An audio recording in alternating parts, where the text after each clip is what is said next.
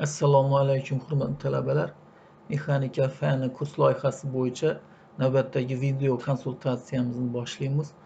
O'tgan konsultatsiyamizda eslaringizda bo'lsa, xonasimon tasmal uzatmalarni hisoblashni ko'rib o'tgan edik. Bugun esa demak reduktorni, ya'ni konusimon tishli reduktorni loyihalash, uni asosiy o'lchamlarini hisoblashni ko'rib o'tamiz. Yuritmamizning kinematik sxemasiga e'tibor qiladigan bo'lsak, demak elektromotordan keyin tasmal uzatmamiz va undan keyin konusimon reduktorimiz joylashgan edi. Konusimon reduktorni o'zi korpus, yetakchi va yetaklanuvchi vallar va albatta ushbu vallarga biriktirilgan yetaklovchi g'ildirak, ya'ni shesternamiz va yetaklanuvchi g'ildirak tishli g'ildirakimizdan iborat edi. Ushbu hisobda biz birinchi navbatda reduktor tishli g'ildiraklarining asosiy o'lchamlarini hisoblash, uni ruxsat etilgan kontakt ham eguvchi kuchlanishga chidamlilikka tekshirishni ko'rib o'tamiz. Reduktor tishli g'ildiraklarining kinematikasi, geometrik o'lchamlarini esga solib o'tadigan bo'lsak, demak bular mana bu yerda ikkita tishli g'ildirakimizni ilashish holatidagi qirqimi keltirilgan. Demak, mana shu yerda keltirilgan parametrlarni hisoblash ishlarini olib borish nazarda tutilmoqda. Ya'ni g'ildiraklarimizning tish uchidan diametrlari DAE1, DAE2 qanchaga teng, yoki bo'lmasam bo'lish diametrlari D1lar qanchaga teng, DAE1 boshlang'ich aylana diametrlari qancha bo'lishi kerak, konuslik burchaklari delta 1, delta 2, R konuslik masofalari, tishli g'ildiraklarimizning eni va boshqa parametrlarni qancha bo'lishi hisoblanishi nazarda tutilmoqda. Reduktor tishli uzatmasining hisobini quyidagi bosqichlarda ko'rib o'tamiz. Birinchi navbatda konusimon tishli g'ildirak uzatma uchun material tanlaymiz. Ya'ni ushbu ikkita yetaklovchi va yetaklanuvchi g'ildiragimiz, ya'ni shesterna va g'ildiragimiz qanday materialdan tayyorlanishi. Albatta namunada bu stal 40HN, ya'ni po'lat 40HN markali legirlangan uglerodli material bu yerda tanlangan. U toblash usuli hajmiy toblash va qattiqligi HR-50, ya'ni Rockwell'ning S shkalasi bo'yicha 51lik qattiqlik tanlangan. G'ildirak uchun ham xuddi shunday material tanlangan. Ushbu materiallarni tanlash mutaxassis fanlarda bu menimcha o'rgatilgan bo'lishi kerak. Materiallar, vallar uchun, tishli g'ildiraklar uchun qanday materiallarni tanlash, ular qanday qattiqlikka ega bo'lishi to'g'risida ko'rsatmalar bor. Ushbu ko'rsatmalar asosida mana shunday materiallar tanlab o'tilgan. Demak, sizlarga berilayotgan topshiriq bo'yicha hammamizda konusimon tishli g'ildirak bo'lganligi uchun ushbu materiallarni tanlab o'tish xato bo'lmaydi sizlar tomoningizdan ham.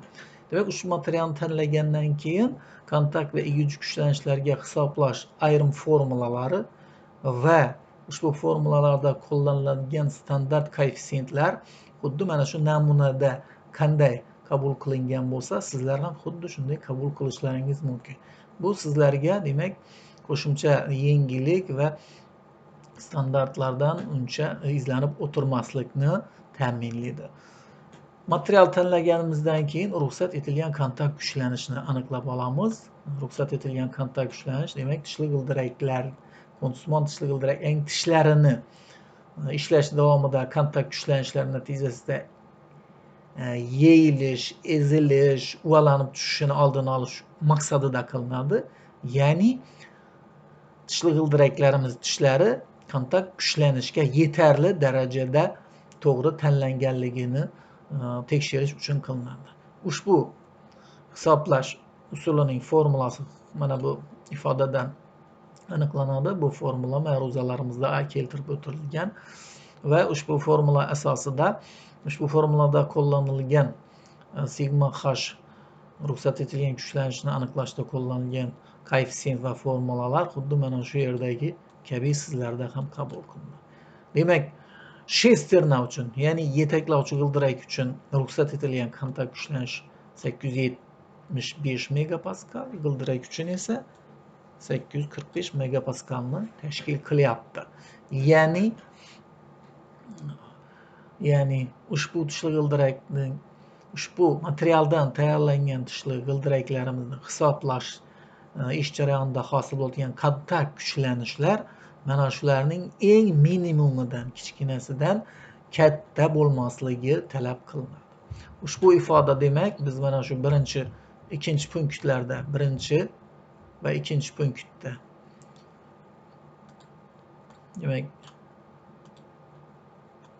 birinchi va ikkinchi punktlarda ko'rib o'tilgan qiymatlarni sizlar ham xuddi shunday qoldirib, shuni qabul qilib o'tishlaringiz mumkin. Uchinchi punktimizdan keyin esa demak hisoblash ishlari bajariladi. Bu yerda birinchi navbatda konussimon g'ildirakning tashqi bo'luvchi diametrini aniqlash keltirilyapti. Ushbu formulamizda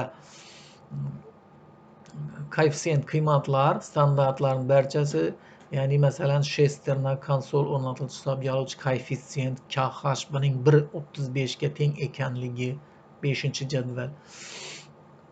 Tashqi konus masofasiga nisbatan gardish kengligining hisobiy koeffitsienti mana yerda bu RY. To'g'ri tishli konussimon uzatmalarda KD ning qiymati 99 ekanligi, boshqa koeffitsiyentlar, demak barcha talabalar variantlari uchun xuddi shunday qabul qilinadi. Va ushbu formulada asosan sizlar, hurmatli talabalar, T2, ya'ni valdagi burovchi moment va reduktoringiz uchun uzatish nisbatini demak o'z qiymatiga qo'yib yetishlaringiz talab qilinadi. Va albatta bunda ham shu narsaga e'tibor qilamiz, T2 ning o'rniga T3 ni qo'yib ketishingiz kerak bo'ladi, chunki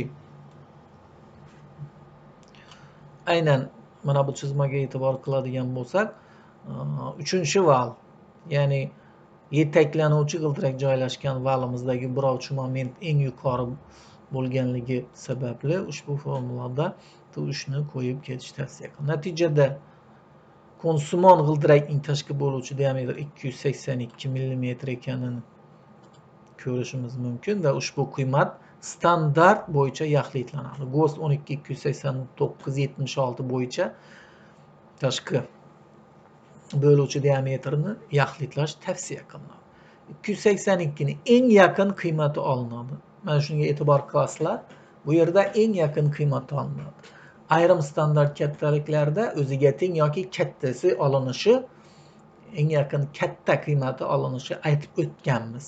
Demak, bu yerda mana standartga qarab keladigan bo'lsak, 225, 250, 280, 235. Demak, 82 ga eng yaqin bo'lgan 280 qiymat qabul qilinmoqda. 4-punktda tishlar sonini aniqlashtiramiz. Shesterna, ya'ni yetaklovchi g'ildirak uchun tish soni 25 qabul qilingan. O'zi bu tish sonini qabul qilishning minimal chegarasi bor, ya'ni yetaklovchi birinchi g'ildirakning tishlar soni tishli g'ildiraklarda 18, 30 ta qilib olish tavsiya qilinadi. O'sha aralıkda qabul qilingan tishli g'ildiraklarimizning tish profili moduli standartlar bo'yicha me'yoriy o'lchamlarda chiqishi